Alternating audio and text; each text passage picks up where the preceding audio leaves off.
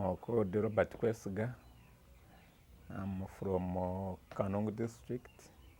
I'm a father of 4 white Africans and one black one. And I'm proud to be the father of those kids. I don't regret having them. I'm so happy about it. Yeah. So this is we normally call her Mama Liz, but she can introduce herself. Yes, I'm called Scovia. Also a mother of 4 albinos. They're not albinos, they're white Africans. Yes, I have to be specific with 4 albinos. 2 girls, 2 boys, and 1 black girl. Yes, and I'm from Kavari, but I got married to Kanungu. Yes. As I said before, at first it was like a shock because we were not used to it. We had never seen any from our families.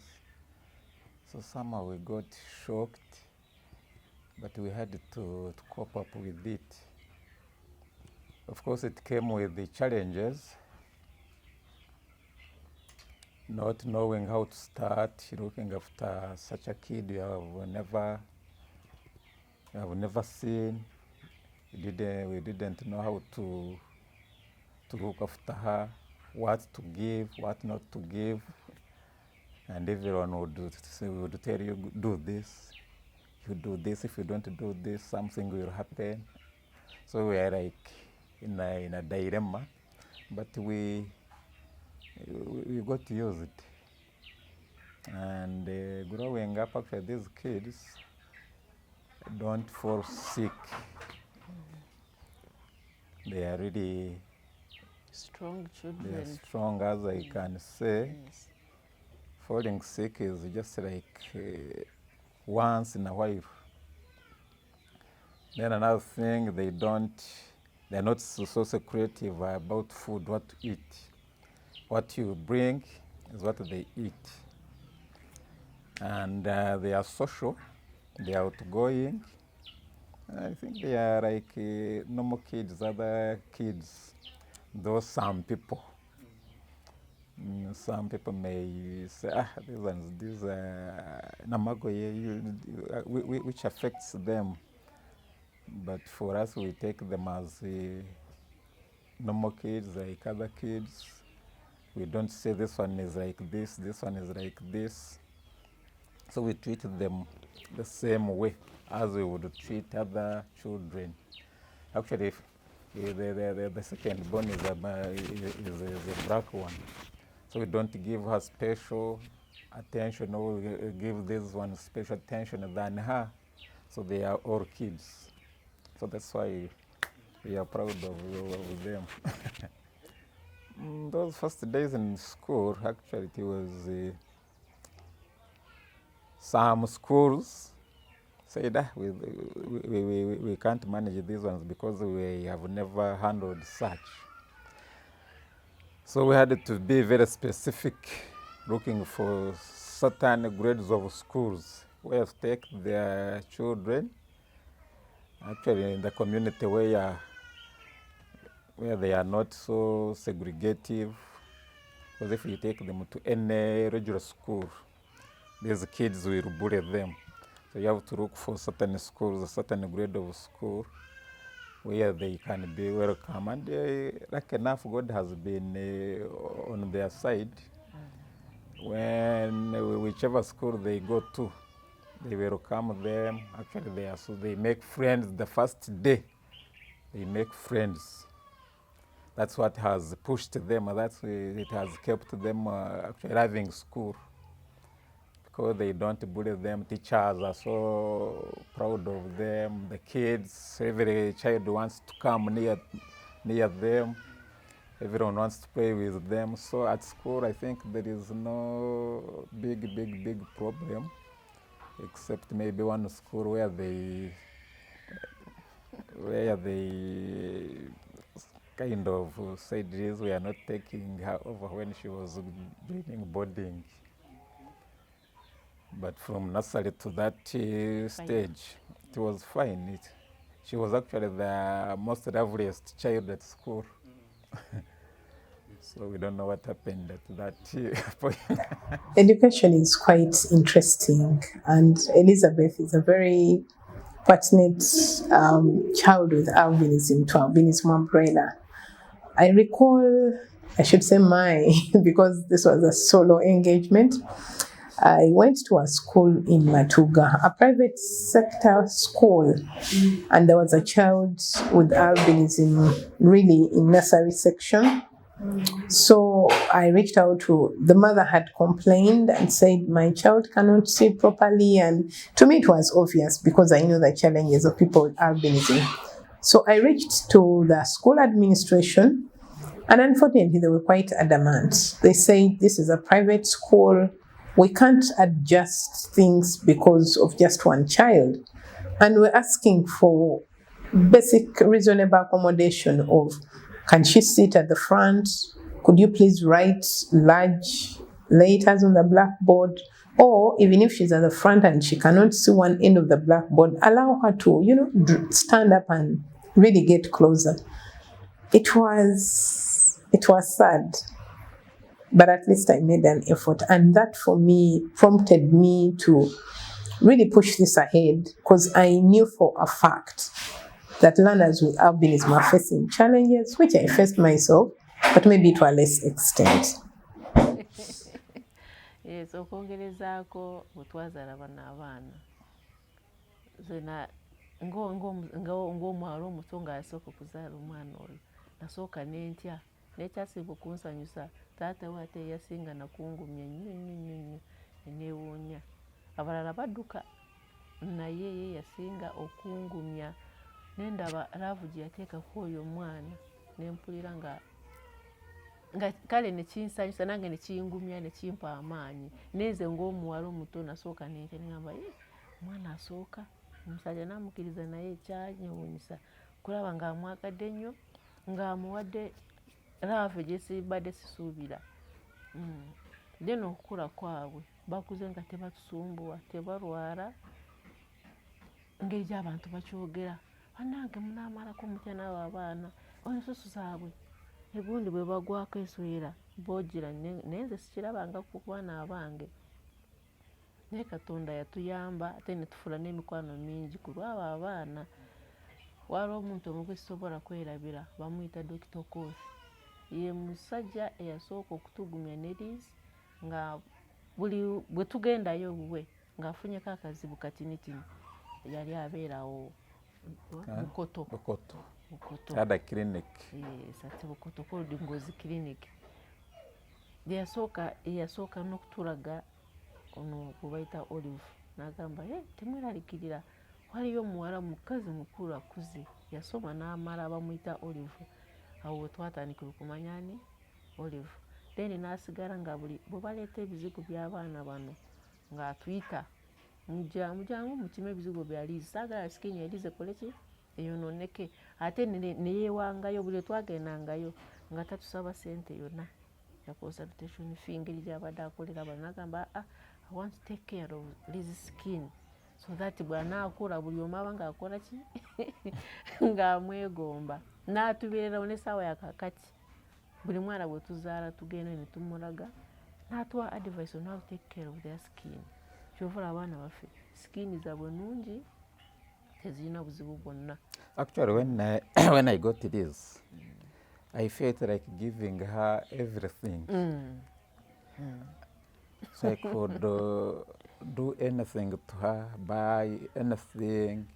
Actually, I was not kind of like, what's this? By then I was okay. I had even to change my goalposts from what I was doing.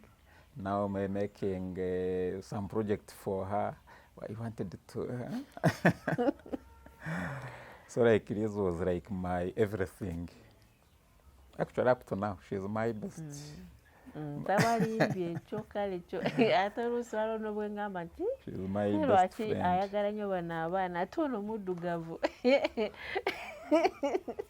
kale alaga nnyo abo bano abaana Because these ones, if you don't kikyasinga show them love, they obulamu will grow up bwange. like you've segregated them, you don't like them. So you have to give them whatever you can, yeah, whatever you have, so that they become part of you. Yes. Ate that kibayambye nnyo ekintu ekyo kibayambye nnyo kwabeeyagala tebeetya. Yes. Kujjako nga liize engeri gyakuze katali mu teenage age bw'olaba ng'ayinamu olusonyisonyi naye kuva buto abaana bange tebeetya. So you have to build them that self-esteem. But if you say, now they are super. Bakola bulungi.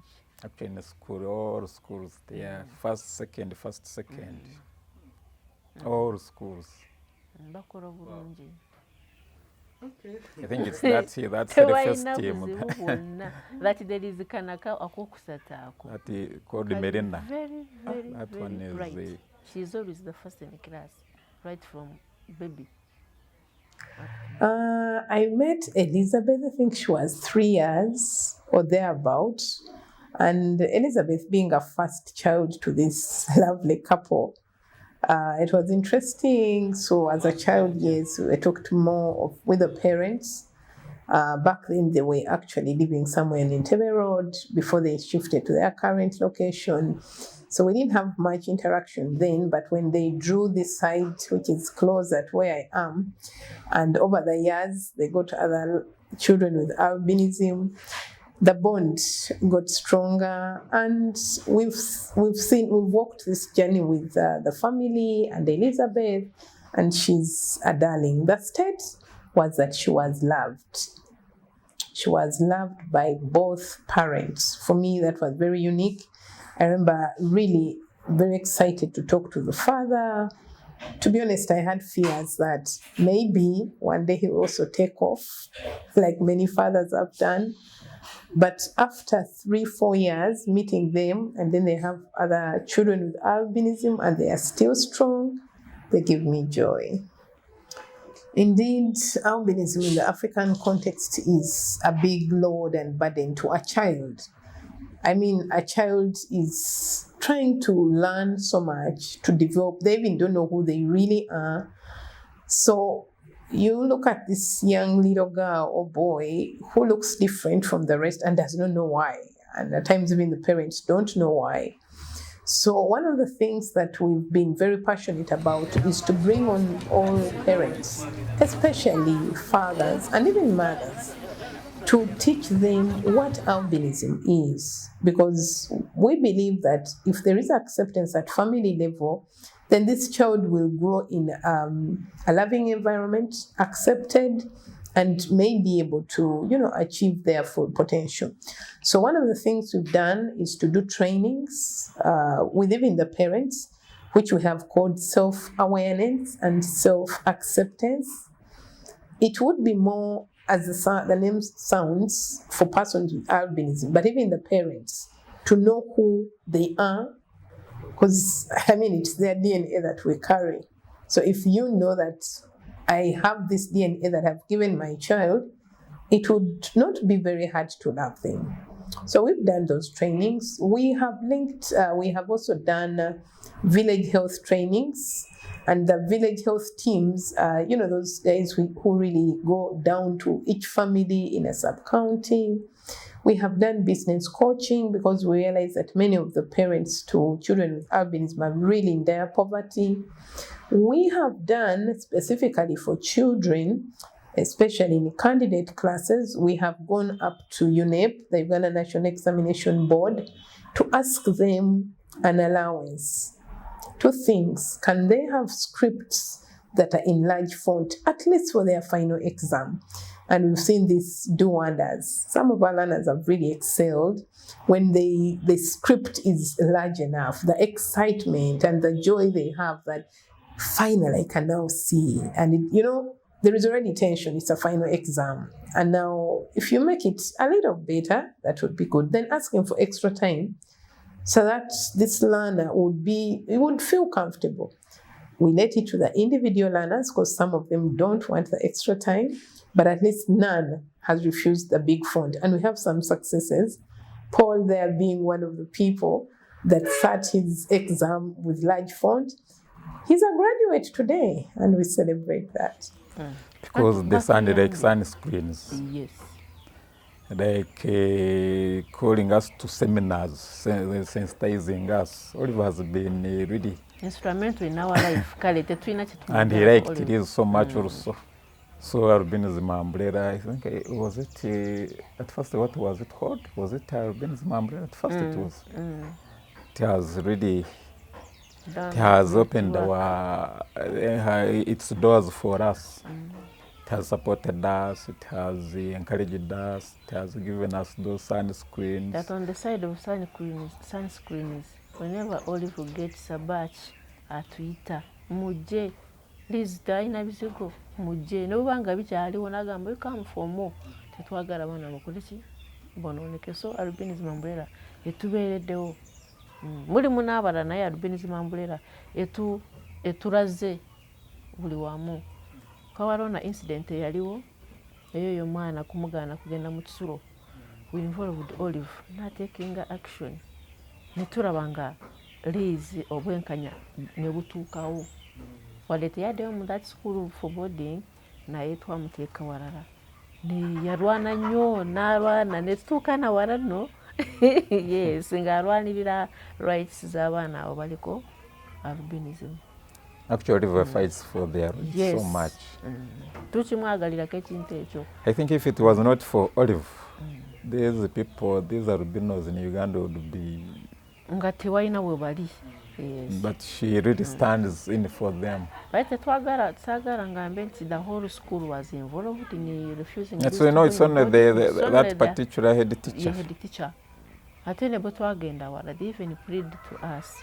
Nga bagamba, twagala tuddemu, you even bring back the children bagende mu ssomero lyaffe. Ne tugamba, tukiraba oba nga waliko nga obutakkiriziganyako kati n'otyamu okwo ekitulemesa kumuzaayo omwana. Naye it's not the whole school tetublaming essomero lyonna. It was only a person. Actually, they were hurt when we, yes, they were hurt when we removed her from that school. Because she was very brilliant.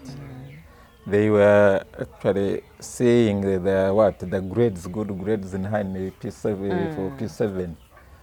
They said, like even the director came to us. Saying, even came here looking for us. Bring back release.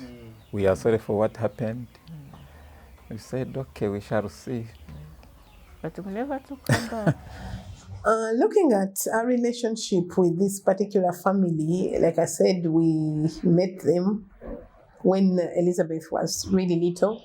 So they have kept coming for sunscreens free of charge for all the years that we've been together. And along the way, they faced the hiccup of that education discrimination. So the first obvious person they went to was Albinism Umbrella. And there we were able to provide the support that we did. And we stood in. It was a big test for us because that was 2018. We were fully registered in 2017. So you're a very young entity. Then you have this big school that you are taking on. Definitely it has a big name, but we're not afraid of the challenge. And the zeal to do it for our own, because we had really worked with her, drove us to the level of success that we achieved. I think that's being literate. Because now you have already produced a child. It's not his fault or her fault.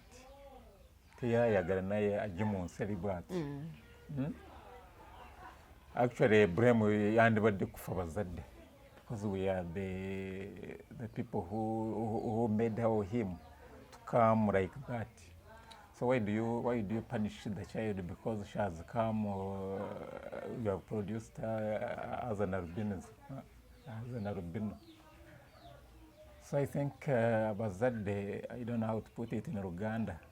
Bedeko. It's only I think the color of the skin, but they are normal people. tewali kye batyekolera kale.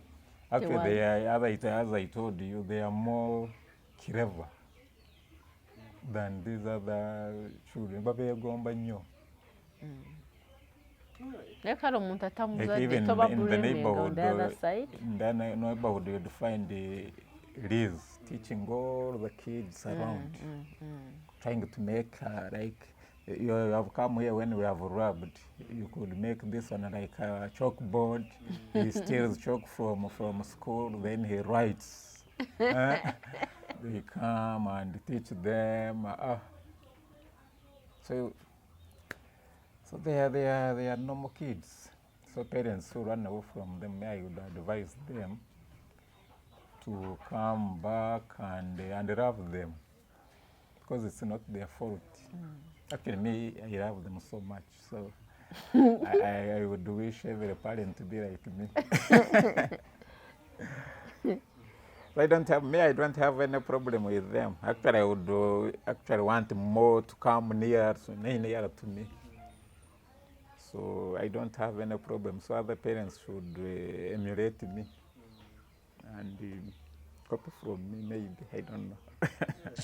When Albinism Umbrella was set up, one of the big thematic area was education.